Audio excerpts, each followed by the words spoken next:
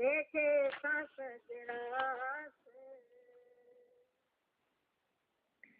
ಸಂತ ಸದ್ಗುರು ನಾನಕರವಾಗಿ ಅವರು ಪರಮಾತ್ಮನಲ್ಲಿ ವಿನಂತಿ ಮಾಡ್ತಾರೆ, ಪ್ರಾರ್ಥನೆ ಮಾಡ್ತಾರೆ. ಹೇ ಪರಮಾತ್ಮನೇ, ನನಗೆ ಸಾಯುವ ಚಿಂತೆಯೂ ಇಲ್ಲ, ಬದುಕುವ ಚಿಂತೆಯೂ ಇಲ್ಲ. ಆದರೆ ನೋಡ್ರಿ, ಸಂತರು ಶರಣರು ಇಂಥ ಮಹಾತ್ಮರು ಆ ಸಾಯೋದಕ್ಕೂ ಚಿಂತೆ ಮಾಡಲ್ಲ, ಇನ್ನೂ 100 ವರ್ಷ ಇರಬೇಕಂತಲೂ ಚಿಂತೆ ಮಾಡಲ್ಲ. ಇವತ್ತೇ ಸತ್ರು ಅದು ಚಿಂತೆ ಮಾಡಲ್ಲ. ಯಾಕೆ?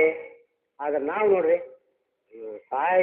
ನೀಟ್ ಕಾಯಿಲೆ ಆದ್ರೆ ಸಾಕು, ಅದು ಏನೋ ಸಾಯ್ತು ಅಂತ. ಈ ಕ್ಯಾನ್ಸರ್ ಬಂತಂತಂದ್ರೆ ಸತ್ತೇ ಹೋಗ್ತಾರೆ, ಮುಖದಾಗ ಸತ್ತೇ ಹೋಗ್ತಾರೆ. ಬಂದಾಗ ಕ್ಯಾನ್ಸರ್ ಆಗೈತೆ ಅಂದ್ರೆ ಸಾಕು ಸತ್ತದು. ಭಯಪಡ್ತಾರೆ ಅಷ್ಟು ಆ ಕ್ಯಾನ್ಸರ್ಗೆ ಅಥವಾ TB ಇಂಥದ್ದೆಲ್ಲ ಭಯಪಟ್ಟು ಎಲ್ಲೆಲ್ಲಿ ಎಂತೆಂಥ ಸ್ಪೆಷಲ್ ಡಾಕ್ಟ್ರು ಯಾವ್ಯಾವ ಊರುಗಳಿಗೆ ಮದ್ರಾಸ್ ಹೋಗ್ತಾರೆ, ಮುಂಬೈಗೆ ಹೋಗ್ತಾರೆ, ಆಮೇಲೆ ಅಮೆರಿಕಕ್ಕೆ ಹೋಗ್ತಾರೆ, ಇಂಗ್ಲೆಂಡ್ಗೆ ಹೋಗ್ತಾರೆ, ರಷ್ಯಾಗೆ ಹೋಗ್ತಾರೆ, ಜಪಾನ್ಗೆ ಹೋಗ್ತಾರೆ. ಎಷ್ಟು ಟ್ರೀಟ್ಮೆಂಟ್ ಮಾಡ್ಕೊಂಬಂದ್ರು ಎಷ್ಟೋ ಜನ ಅಲ್ಲೇ ಹೋದಾರೆ, ಅಲ್ಲೇ ಸತ್ತಿದ್ದಾರೆ. ಅಥವಾ ಬಂದು 2 ತಿಂಗಳು 3 ತಿಂಗಳು ಕುಣಿಸ್ತಾರೆ. ಯಾರು ಏನು ಸಾಯಿಸಿದ ಬದುಕಿಲ್ಲ. ಅದಕ್ಕೆ ಸಂತರು ನಾಲ್ಕು ಹೇಳ್ತಾರೆ, ನಾನು ಅದರ ಚಿಂತನೆ ಮಾಡಲ್ಲ, ಸಾಯೋ ಚಿಂತೆನೂ ನಾನು ಮಾಡಲ್ಲ, ಅಥವಾ ಇನ್ನೂ ಬದುಕುಕೊಂಬ ಚಿಂತೆನೂ ಇಲ್ಲ. ಯಾಕೆ ಅಂತಂದರೆ ಪರಮಾತ್ಮ ನೀನು ಸರ್ವ ಜೀವನೂ ಪರಿಪಾಲನೆ ಮಾಡ್ತಕ್ಕಂಥ, ಎಲ್ಲ ಜೀವನೂ ಅವರವ್ರ ಕರ್ಮಾನುಸಾರ ಅನ್ನ ನೀರು ಶ್ವಾಸ ಇಷ್ಟೇ ಅಂತೇಳಿ ಲೆಕ್ಕ ಮಾಡಿ ಕೊಟ್ಟಿದ್ದೀನಿ. ಅದು ಮುಗಿತಂಗೆ ಎಲ್ಲರೂ ಹೋಗ್ಬೇಕಾದ್ದೇ ಇರೋದು, ಯಾರು ಸಾಯಿಸಿದ ಇರಂಗೇ ಇಲ್ಲ. ಅದಕ್ಕೋಸ್ಕರ ನಾನು ಆ ಚಿಂತೆ ಮಾಡೋದಿಲ್ಲ. ಎಲ್ಲ ನಿನ್ನ ಕೈಯಲ್ಲಿದೆ, ನನ್ನ ಕೈಯಲ್ಲಿ ಏನಿದೆ? ಹಾಂ, सरब जिया प्रतिपाल लेके सास विरास अंतर गुरमुख तो बसे क्यों भावे त्यों से मिल जास. ಅದಕ್ಕೋಸ್ಕರ ಅಂತ ಚಿಂತನೆ ಎಲ್ಲ ಬಿಟ್ಟು ನೀನೇ ಅದಕ್ಕೆ ಗುರುನಾಥ ಅಂತ ನೀನು ಅಂತರ್ಮುಖಿಯಾಗಿ, ಈ ನೀನು ಬಾಹಿರ್ಮುಖಿ ಆಗಿರೋದ್ರಿಂದ ಆ ಮನಸ್ಸಿನ ಮನಸ್ಸಿನ ಮೇಲೆ ಮನಸ್ಸು ಹೇಳಿದಂತೆ ನೀನು ಕೇಳೋದ್ರಿಂದ ನಿನಗೆ ಇವೆಲ್ಲ ಚಿಂತೆಗಳು ಬರ್ತವೆ. ಸಾಯೋದು, ಹುಟ್ಟೋದು ಅಥವಾ ಬದುಕೋದು, ಅದು ಮಾಡಬೇಕು ಇದು ಮಾಡಬೇಕು. ನೀನು ಅದು ಬಿಟ್ಬಿಟ್ಟು ಅಂತರ್ಮುಖಿಯಾಗು ಅಂತ ಅಂತರ್ಮುಖಿಯಾಗಿ ನೀನು ಆ ಸತ್ಯ ಶಕ್ತಿಯಲ್ಲಿ ಅಥವಾ ನಾಮ ಶಬ್ದದಲ್ಲಿ ಕೂಡು. ಅದು ಏನು ಆತ ನಿಶ್ಚಯ ಅಂತ ಆತ ಮೌಜಂತೆ ಏನಾಗೋದು ಆಗಲಿ. ನಿನ್ನ ಕೆಲಸ ಏನು? ಈ ಚಿಂತೆ ಬಿಟ್ಟು ನೀನು ಆ ಪರಮಾತ್ಮ ಚಿಂತೆ ಮಾಡು. ಅದೇನಾಗೋದು ಹುಟ್ಟಲಿ ಅಥವಾ ಇನ್ನೂ 4 ಬದುಕಲಿ ಅಥವಾ ಇವತ್ತೇ ಸಾಯಲಿ, ಅದೆಲ್ಲ ಆತನ ಮೌಜು, ಪರಮಾತ್ಮ ಮೌಜು. जिये राम जपत मन मान,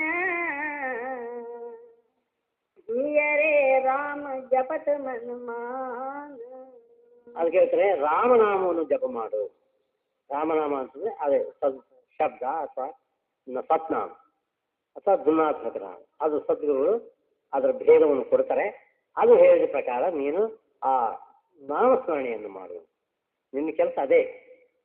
ನೀವೆಲ್ಲ ಚಿಂತೆ ಕಟ್ಕೊಳ್ಳಬೇಡ, ಹುಟ್ಟೋದು ಸಾಯೋದು ಅದು ಇದು ಕಟ್ಕೋಬೇಡ. ನೀನು ನಾಮಸ್ಮರಣೆಯನ್ನು ಮಾಡು. ಅಂತರಲಾಗಿ ಜಲ ಬುझे ಪಾಯ ಗುರುಮುಖ ಜ್ಞಾನ. ಆಗ ಏನಾಗುತ್ತೆ, ಅಂತರದಲ್ಲಿ ಇರ್ತಕ್ಕಂಥ ತೃಷ್ಣ ಅಗ್ನಿ ಶಾಂತವಾಗುತ್ತೆ. ಆ ನಾಮದಿಂದ, ಆ ನಾಮ ಸಾಧನೆ ಮಾಡೋದ್ರಿಂದ, ನಾಮದಲ್ಲಿ ಕೂಡಿದಾಗ ಅಂತರದಲ್ಲಿರ್ತಕ್ಕಂಥ ತೃಷ್ಣ ಅಗ್ನಿ ಶಾಂತವಾಗುತ್ತೆ, ನಂದು ಹೋಗುದು. ಆಮೇಲೆ ಅಂತರಲಾಗಿ ಜಲ ಬುझी ಪಾಯ ಗುರುಮುಖ ಜ್ಞಾನ. ಆಗ ಏನಾಗುತ್ತೆ, ಗುರುವಿನ ಜ್ಞಾನ ಪ್ರಾಪ್ತ ಆಗುತ್ತೆ. ಗುರುವಿನ ಜ್ಞಾನ ಅಂದ್ರೇನು? ನಾಮದ ಅನುಭವ, ನಾಮದ ಆನಂದ ಸಿಕ್ಕದ್ದೇ ಅದೇ ಜ್ಞಾನ. ಅಂತ ಜ್ಞಾನ ಪ್ರಾಪ್ತ. अंतर की गति जानिए गुरु मिलिए संत ಅಂತರದಲ್ಲಿರ್ತಕ್ಕಂಥ ಸ್ಥಿತಿ ಅಲ್ಲಿ ಏನಿದೆ ಅನ್ನೋದು ಗೊತ್ತಾಗುತ್ತಂದ್ರೆ ಗುರು ಸಿಗ್ಬೇಕು. ಯಾರು? ಶಬ್ದಗುರು, ಶಬ್ದಭೇದಿ ಗುರುಗಳು. ಗುರುಗಳಂತಂದ್ರೆ ಎಷ್ಟೋ ಜನ 1000 ಗಟ್ಟಲೆ ಗುರುಗಳಿದ್ದಾರೆ, ಅಂಥವರಲ್ಲ. ಶಬ್ದಭೇದಿ ಗುರುಗಳು ಸಿಗ್ಬೇಕು, ಸದ್ಗುರುಗಳು ಸಿಗ್ಬೇಕು. ಅಂಥವ್ರು ಸಿಕ್ಕರೆ ನಿನಗೆ ಎಲ್ಲ ನಿನ್ನ ಅನುಮಾನಗಳು, ಸಂಶಯಗಳು ಎಲ್ಲ ದೂರ ಆಗಿಬಿಡ್ತಾವೆ. ಅಂತರದಲ್ಲಿ ಹೋಗಿ ಆ ಶಕ್ತಿಯಲ್ಲಿ ಕೂಡಿ ಸದ್ಗುರುವಿನ ಸಹಾಯದಿಂದ ನೀವು ಏನಾಗ್ತಂದ್ರೆ ನಿನ್ನಲ್ಲಿರ್ತಕ್ಕಂಥ ಸಂಶಯಗಳು, ದ್ವಂದ್ವಗಳು ಎಲ್ಲ ನಿವಾರಣೆ ಆಗುತ್ತೆ.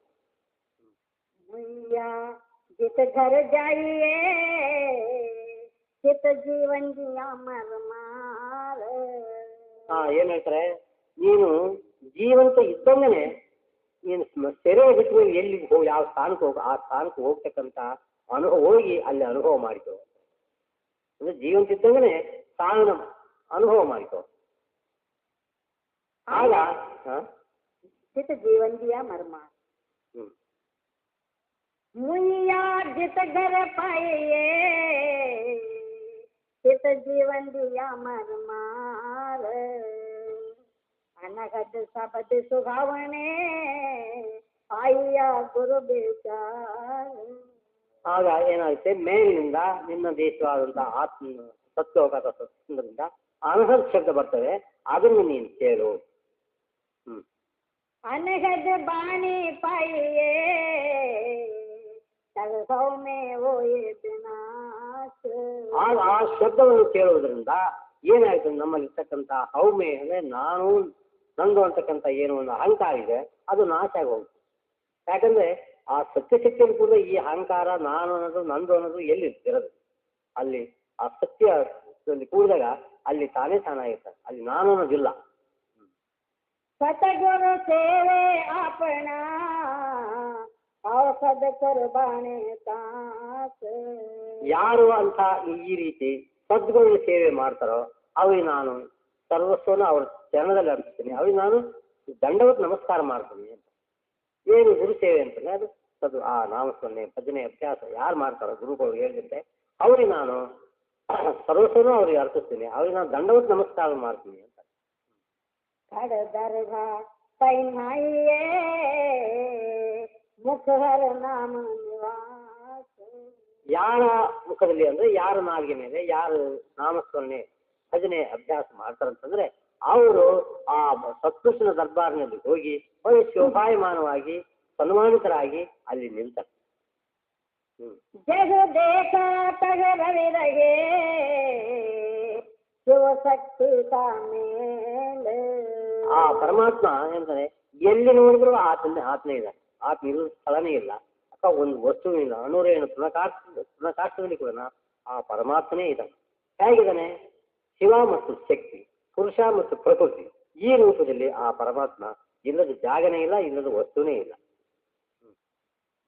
ಗುಣ ಬಂಧು ದೇಹೋ ರೇ ಜೋ ಆಯ್ಯ ಜಗಸೋತೆ.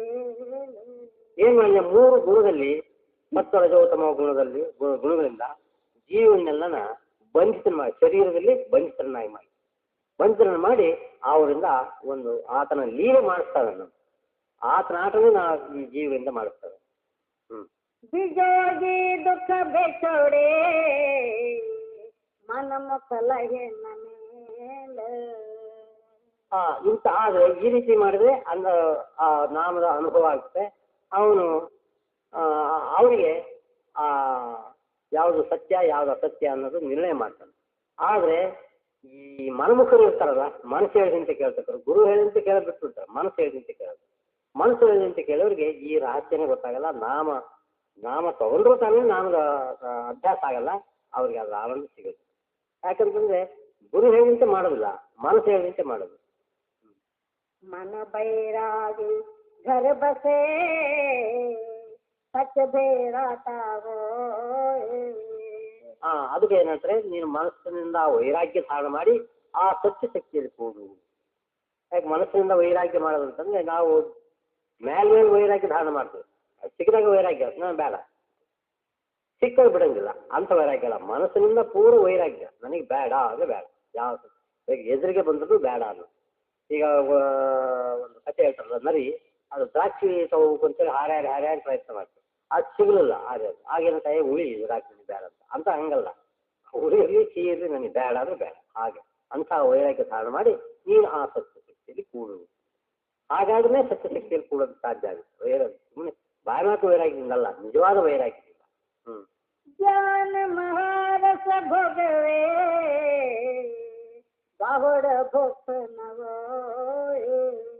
ಅದಕ್ಕೆ ಗುರು ನಾನಕರು ಏನಂತಾರೆ, ನೀನು ಜ್ಞಾನ ಮಹಾರಸವನ್ನು ಪಾನ ಮಾಡು, ಅಂದ್ರೆ ನಾಮಾಮೃತವನ್ನು ಪಾನ ಮಾಡು. ಅದೇ ನಿಜವಾದಂತಹ ಜ್ಞಾನ. ನಾಮದ ಅನುಭವವೇ ಜ್ಞಾನ, ಬೇರೆ ಯಾವ ಪುಸ್ತಕ ಪುರಾಣದ ಜ್ಞಾನ ಅಲ್ಲ, ಅಥವಾ ವಿಜ್ಞಾನದ ಜ್ಞಾನನೂ ಅಲ್ಲ.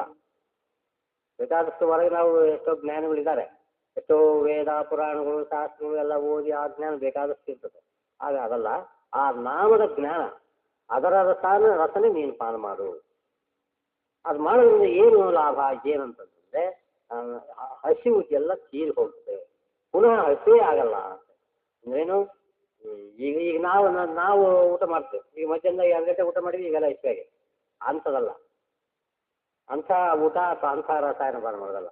ಈ ನಾಮಾಮೃತ ಪಾನ ಮಾಡೋದ್ರಿಂದ ಏನಾಗ್ತದೆ, ಶಾಶ್ವತವಾಗಿ ನಮಗೆ ಹಸಿವೇ ಇರೋದು. ಹಸಿವು ಅಂದರೆ ಹಸಿವು ಅಂತಂದ್ರೇನು, ಆಸೆಗಳು, ಆಸೆ ನಮ್ಮಲ್ಲಿ ಪ್ರಪಂಚದ ಹೋಗದ ಆಸೆಗಳು ಏನಿದಾವೆ, ಅಷ್ಟು ಧನ ಸಂಪಾದನೆ, ಇಷ್ಟು ಧನ ಸಂಪಾದನೆ ಮಾಡಬೇಕು, ಆ ಉದ್ಯೋಗ ಮಾಡಬೇಕು, ಈ ಉದ್ಯೋಗ ಮಾಡಬೇಕು, ಏನೇನು ನಮಗೆ ಪ್ರಪಂಚ ಸಾವಿರಾರು ಆಸೆಗಳು ದಿನಂಪ್ರತಿ ಸಮುದ್ರದ ಅಲೆಗಳು ಬಂದಂಗೆ ಬರ್ತಿರ್ತಾವೆ.